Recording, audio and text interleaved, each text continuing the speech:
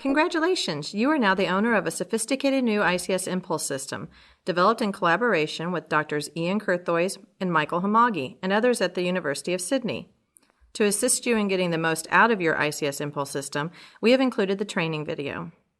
We hope you find it easy to use and that the use of the incorporated tips and information result in improved data collection and accuracy. A head impulse is a quick movement of the head which stimulates the semicircular canals. The patient fixates on a dot during the head movement. The ICS impulse goggles measure the head and eye movement. The response is that both eyes turn to correct for or compensate for the head turn.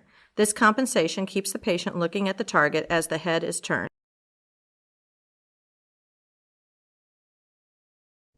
The ICS impulse should not be performed on patients with a neck injury or on patients who have been told by their physicians to limit or avoid neck movement activity. When you first start up your ICS system, you have three options when collecting data. You can use a temporary patient file and then enter the patient information later, or enter new patient information immediately, or you can open an existing patient file. Prior to placing the goggles on the patient, you need to make sure you prepare the goggles. If needed, you can clean the goggle housing. The goggle housing is made of molded plastic material which can be cleaned using a damp cloth moistened with a mild detergent and water solution. You want to ensure the goggles have a new, unused face cushion.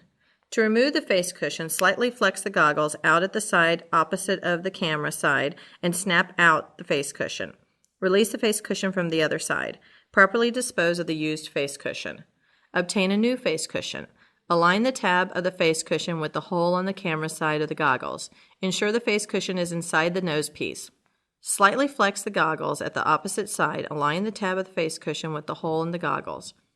Double check both sides are fully inserted by pressing it at each side. The next thing you might want to do is clean the mirror. Use the provided cleaning cloth and gently wipe the mirror on both sides. The place where the patient is tested can vary, but must allow you to position the patient at least 1 meter from the wall, or other solid surface that can be used as a projection surface. Choose a wall that allows you to position the patient at least 1 meter in front of the wall. Apply one of the fixation dots supplied with the ICS impulse system to the wall. When goggles are placed properly, they sit comfortably on the bridge of the patient's nose and will not slip during testing. Improper goggle placement may result in goggle slippage, and slippage will result in inaccurate data collection. First, you want to position the goggles on the patient's face over the bridge of the nose. Bring the strap above the patient's ears and around to the back of the head. Tighten the strap tight enough to ensure that the goggles will not shift horizontally during testing. Allowing some flexibility in the cables for head movement during testing is important. Clip the cable to the patient's clothing at the top of the shoulder. Ensure the eyes are wide open with eyelids positioned to not interfere with data collection. If required, adjust the skin around the eye. Tilt the bottom of the goggles out and away from the face, pulling the skin below the eye down and repositioning the goggle to hold the skin in place. Tilt the top of the goggles out and away from the face, pulling the skin above the eye up and repositioning the goggles to hold the skin. Pupil detection is performed to ensure that the system tracks the pupil properly prior to calibration. Position the pupil in the ROI, or the region of interest. Over here in the Calibration tab, you see the green square. You want to make sure the pupil is positioned within the green square. You can do this either by left-clicking and dragging the green square, or clicking on the pupil to center the pupil inside the green box. You can look at the pupil in one of two ways: grayscale image or pupil location. When it is in pupil location, the pupil is white and the background is black. In grayscale, the white cross mark signifies the pupil. Select Display Pupil Tracking. You will see in the real-time trace that the red is the head and the green is the eye. Select Auto Threshold. The system centers the crosshair on the pupil.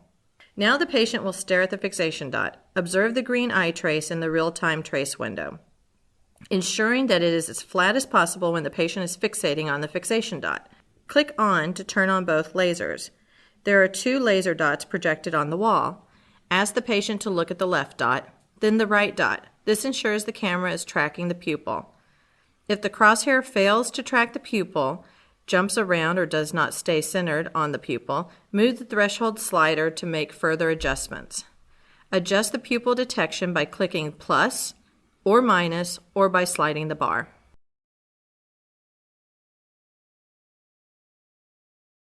In the calibration procedure, the patient is asked to switch their gaze between the two dots that appear when calibration is performed.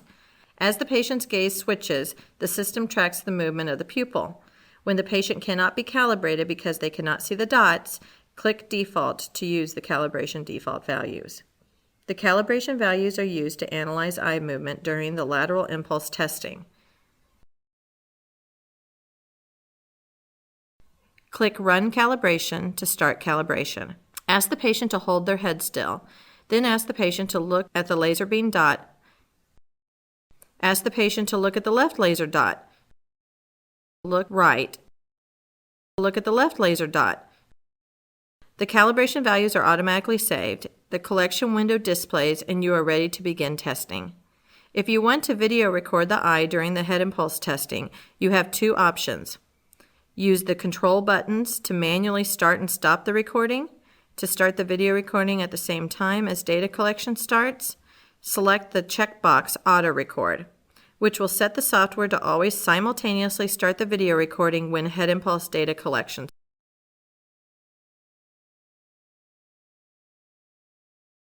The Impulses settings defines how many valid left and right impulses are required before the test stops automatically.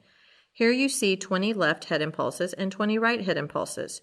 To change the number of suggested minimum head impulses for the current testing session, click the up and down arrows or type the number in directly. The maximum value is 999. 20 has been recommended by Drs. Hamagi and Kurthoys as the minimum number that should be collected for both left and right side. For patients with spontaneous nystagmus, select the checkbox Patient has spontaneous nystagmus. This prevents good impulses from being rejected inappropriately. The elapsed time displays along with the test date and test time at the bottom of the window. While performing the head impulse test, both the real-time trace window and the lateral impulse window display head and eye traces to assist you in understanding the quality of data being collected. There are algorithms built into the system that will reject bad head impulses. While you are doing the head impulse testing, you will want to look at the real-time trace window and the lateral impulse window. The real-time trace window allows you to monitor both head, displayed in red, and eye movement displayed in green, while performing one head impulse test. By monitoring the real-time trace, you can make sure the patient is cooperating and staring at the fixation dot. The lateral impulse window helps you perform good head impulses. The gray training lines represent the shape of good head impulses at a variety of velocities, 50, 100, 150, and 200. Positive velocities represent leftward head impulses. Negative velocities represent rightward head impulses. The actual head and eye trace are superimposed on top of the gray training lines. The eye trace is always represented in green. White dots display along the y-axis to indicate the velocity of impulses collected. Comparing the actual traces against the training lines helps ensure that the tester performs quality head impulses and that only good data is included in the analysis. The collection algorithm assures that only good head impulses are accepted for analysis. When performing the head impulse, you want to make sure it is randomized. Perform multiple velocities and randomized left and rightward movements.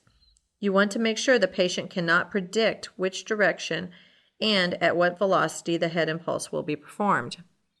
Touching the goggles or the goggle strap while moving the patient's head can result in moving the camera, which produces artifacts in the collection data. Again, it is important the goggles are strapped on tight and do not move during testing.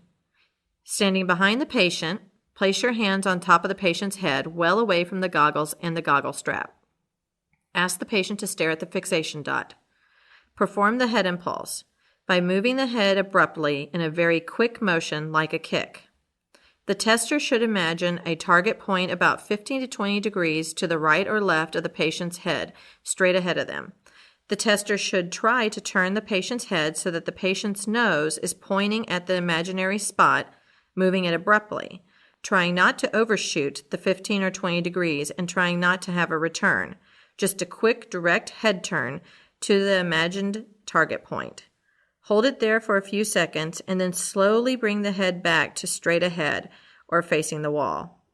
The key bit of feedback for the tester is that the movement should be precise. It should go up and come back to baseline with very little overshoot. If the head velocity looks like a sine wave, then you are doing it right. Look at your head impulses and compare them to the training curves. The head impulses should be presented in an unpredictable manner, in direction, and at varying velocities.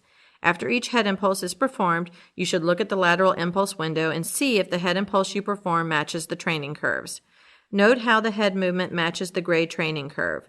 Also note the white dot indicating the velocity at which it was performed, and whether the head impulse was accepted or rejected. The system automatically stops when the minimum numbers for left and right impulses have been reached. To manually stop the test, click Stop. Data collection will be saved. Or Cancel. Data collection will not be saved. The data is automatically analyzed and displayed in the 2D analysis window. Let's look at some of my first head impulse results. Here you can see the difference in results from practice. These 3 sessions took about 10 to 15 minutes, and by watching the training curves, there was instant improvement. Look at the head velocity in Trial 1, especially on the left side. They do not align well. Same in Trial 2, but in Trial 3, both the left and the right velocities align quite well. Now let's look at common mistakes. Here is an example of a head impulse that was performed too slowly. Notice that the tracing is broad and does not match the training curve. In this second example, the head impulse was performed at the correct speed, but the return was too quick. After performing the head impulse, you need to hold it there for a few seconds and then slowly bring the head back to the straight position. Regarding analysis of the data collected, the video will not cover understanding head impulse analysis. I refer you back to the user manual for this. We want to make one more comment regarding data collection. The analysis algorithm evaluates the good head impulses and ensures that the patient was performing the task appropriately. For example, if the tester performs a good head impulse, then the data is saved, but if the patient happened to blink or is looking around during the good head impulse, the analysis algorithm then discards the data as not being valid. Therefore, in the analysis section under the Test Info tab, you see the data that was collected as well as the data that was actually analyzed. You may find that some of the collected data was not analyzed. There are 2 algorithms to assure that good data is collected. Thank you for taking time to view the ICS Impulse training video. In 1 minute and 10 seconds, as illustrated in this video, you can assess the vestibular function of both ears. The entire test, including patient entry and reporting, takes less than 10 minutes. Please refer to headimpulse.com and the user manual for additional information.